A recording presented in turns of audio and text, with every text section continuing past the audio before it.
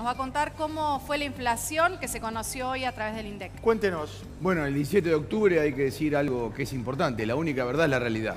Y la realidad es la del bolsillo. 6,5% la inflación de septiembre, la más alta de toda la serie de 2002. O sea que estamos a niveles, si se quiere, de salida de la convertibilidad con la inflación. Un poquito más de 32 si se mide en los últimos 9 meses. Y si se mide punta a punta, septiembre del 2017 contra septiembre de 2018, tenemos 40%. Pero, perdón, mira lo que es esa góndola. Es un, Sí, pero pará. Esto no es lo más... Es una orgía. Esto no es lo más grave. Lo más grave es que vamos camino al vino, como en la quiniela al 45. No, pero no me ponen esos lomos hasta ahora y con el precio que tiene la casa. Bueno, ¿qué es lo que más aumentó? Alimentos está aumentando de manera muy fuerte. Hay que recordar que esta inflación es una inflación que está tomada en promedio en grandes sectores de la Argentina. El INDEC lo divide en Cava, en Cuyo, en el NOA, el noreste argentino, etc. Pero en algunos lugares del interior, producto no solamente del aumento de los alimentos, sino también del traslado a precio del aumento de las naftas.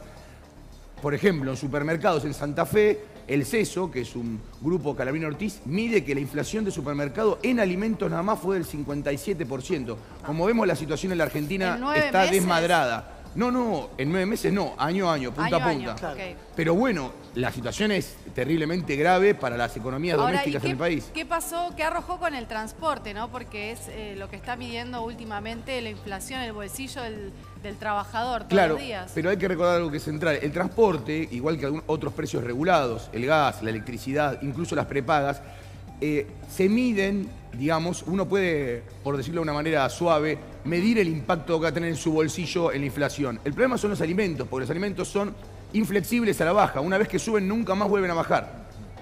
Así que de esta manera lo que tenemos en los próximos meses es una inflación creciente. Hay que recordar algo, para que la inflación no supere el 45% en diciembre, de acá a fin de año tiene que subir menos del 3% por mes. Prácticamente algo que está complicadísimo de lograr. Un apunte de ¿Puedo contar algo? Sí, me saco de la vaina. ¿Usted me lo permite como hincha de Racing?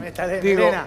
lo propongo como consultor de prensa. Digo, mal día para decir nadie puede pretender cobrar más de lo que vale su trabajo, ¿no? Digo, lo dijo el presidente el día que se conoce casi la muerte de las paritarias de todo el año, ¿no? Mira, ojalá le dieran a los trabajadores, imagino yo. El valor de la fuerza de trabajo, el valor de mercado de una canasta familiar. Yo le preguntaría al presidente Macri, él no se somete a debate, yo le preguntaría, ¿cuál es el valor? De ahí para arriba vendría la especialización y la categoría y una cantidad de cosas. Hoy una canasta familiar no podría bajar de 35.000 pesos. Sí, viendo una familia tipo, mínimo. Mínimo. ¿Cuál es el promedio salarial argentino? No llega a 20.000. No llega a 20.000, sí. Hay algo que me parece que también trasunta con la inflación, que es las altas tasas de interés. Esto que parece que es decorativo no lo es. Las familias de clase media en la Argentina están sobreendeudadas, muchas de ellas, con las tarjetas de crédito. Los créditos. Exacto. Entonces, si vos tenés una inflación, vamos, como en este caso en septiembre, del 6,5, el mercado, para seducir a los ahorristas, tiene que pagar tasas de interés por arriba de la inflación. Por lo tanto, la situación se vuelve una bola de nieve que no sabemos cómo va a terminar. Santoro. Se da una situación que no se da en ningún país del mundo. Inflación con recesión. Esta inflación es una cosa insólita. La verdad que el gobierno de Macri ha logrado lo que nadie creía que se podía lograr, que es destruir el Producto Bruto Interno, destruir el trabajo argentino y encima además iniciar una espiral inflacionaria que nadie sabe dónde va a terminar. Digo, ¿por qué el gobierno no blanquea esta situación? Porque es como Porque es el plan económico. Ajá. Porque el plan económico... Ocultan los datos, ¿no? Digo, más allá de que el INDEC te dé los números, en el momento de tener que defender su plan económico, siempre están diciendo que va a bajar la inflación en el segundo que en algún semestre, día va a bajar la inflación. el año que viene. A ver, algún día va a bajar la inflación. El problema es que te va a quedar la inflación acá y los salarios te van a quedar acá. Claro. ¿Cuál es el plan económico? Estos tipos lo vienen repitiendo desde hace muchos años, que era insostenible la fiesta del populismo y del peronismo. Entonces, el plan económico es bajar a más de la mitad los salarios y las jubilaciones. Y esto es lo que están logrando. O sea, vos no es que tenés que pensar cómo hace el gobierno para recuperar poder adquisitivo, o te tenés que preguntar si no ven. Ellos ven exactamente esto, desean esto, y se comprometieron con todos los organismos internacionales de crédito que iban a hacer esto cuando gobiernen.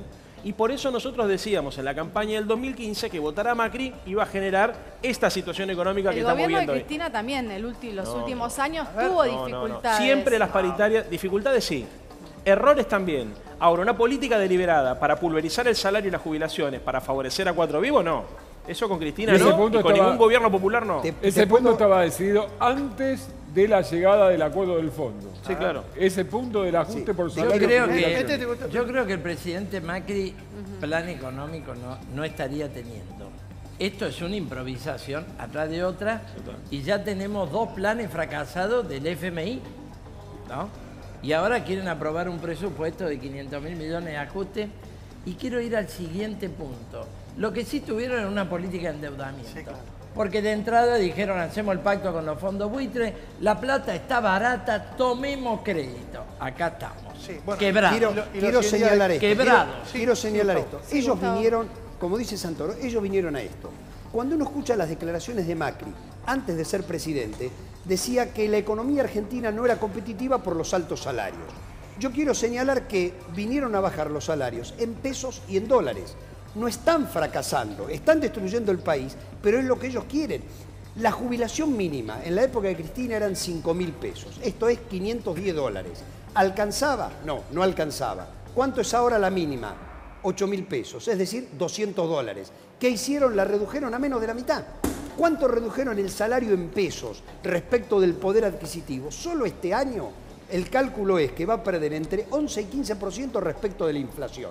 Yo quiero señalar que en los 12 años y medio, con errores, aciertos, virtudes del kirchnerismo, el salario estuvo punta a punta 30% por arriba de inflación.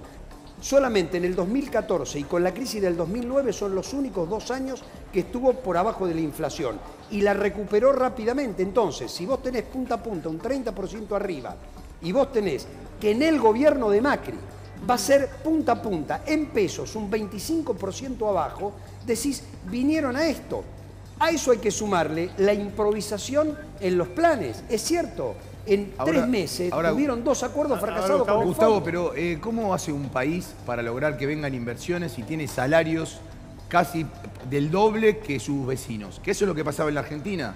Hay que reconocer también que la Argentina tuvo un cuello de botella, una imposibilidad de recibir inversiones extranjeras y locales, producto de los altos costos que eran los salarios, mientras que otros países de nuestra zona lo lograban. Incluso países que estaban gobernados por gobiernos que eran, por decirlo así, amigos del gobierno anterior. Ahora que bajaron los salarios, por suerte están lloviendo las inversiones, ¿no? No, está ¿Y te das claro. cuenta entonces que Pero está claro que no. Lo que digo es llamativo que países como por ejemplo Bolivia, que no ha sido un país que podemos acusarlo de neoliberal, haya conservado cierto, paradigma en lo fiscal, conservando no un déficit fiscal y un déficit primario más o menos paralelo, y ha logrado ciertas inversiones. Mientras que durante el kirchnerismo los últimos 4 años no lo lograron. Pero a ver, la inversión y el salario no tienen necesariamente relación. Digo, Trump, que está haciendo crecer los salarios, está haciendo crecer la inversión. Y no soy partidario de Trump.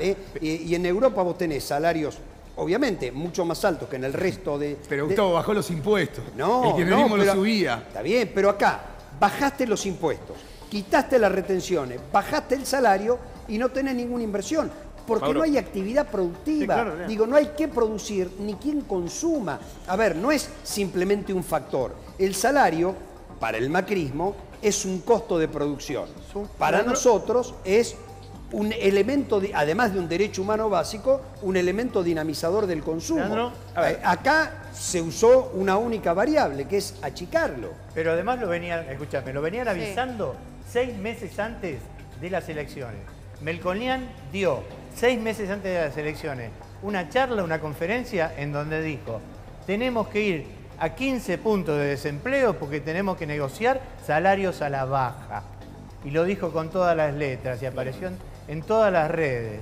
Está claro igual que el camino, del programa, del plan económico del gobierno viene fallando ya desde los cambios en el gabinete. ¿Cuántas veces han cambiado al titular del Banco Central, al ministro de Economía? Sí, pero no desde el léxico. Déjame un minuto para no confundir a la gente. A ver, primero, una cosa es tratar de aumentar las exportaciones, tratar de involucrar a la Argentina en el mercado mundial, eso está muy bien, pero lo que no podés hacer es desatenderte del mercado interno. Cuando el salario pasa a ser un costo, tenés un problema en tu modelo económico. Para los que tenemos una mirada keynesiana de la economía, el salario también es un incentivo a la demanda agregada, que es lo que hizo crecer la Argentina durante mucho tiempo. Además, Segundo la baja punto, en el consumo, ¿no? o sea, porque si la gente gana más, claro, consume y eso hace que abran fábricas, ¿no es cierto? Y que se contrate gente, etcétera, etcétera. Primer punto, mercado interno fuerte, con un perfil exportador, pero orientado la economía fundamentalmente al mercado interno. Segundo punto clave, a la gente se le miente con esto de cualquier inversión es buena. No, señores.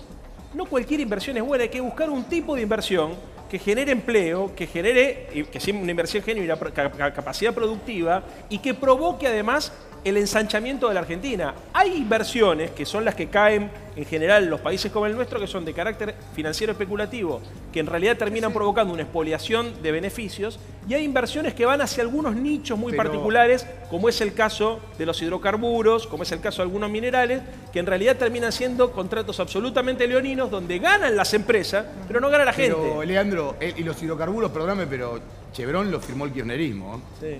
El acuerdo y es el más extractivo. El programa Gas Plus para pagarle es el programa más Yo no estoy diciendo que tiene que ver. Yo no estoy diciendo que no tiene que haber inversiones. Bueno. No tiene que haber, es más, tiene que haber una asociación público-privada para poder invertir y poder extraer, y más cuando se trata de shale oil y otras formas de producción de petróleo más compleja. Ahora, una cosa es que vos tengas, como te decía recién, una estructura productiva diversificada, sí, y que busques cómo hacer para que vengan sectores vinculados a la minería, pero tenés que tener un plan industrial. Y lo que este país no tiene desde hace mucho tiempo es un plan industrial. El único tipo que dijo que había que tener un plan industrial en serio, profundo, de mediano y largo plazo, que trate de generar condiciones de bienestar, empleo y producción, fue Axel Kicillof.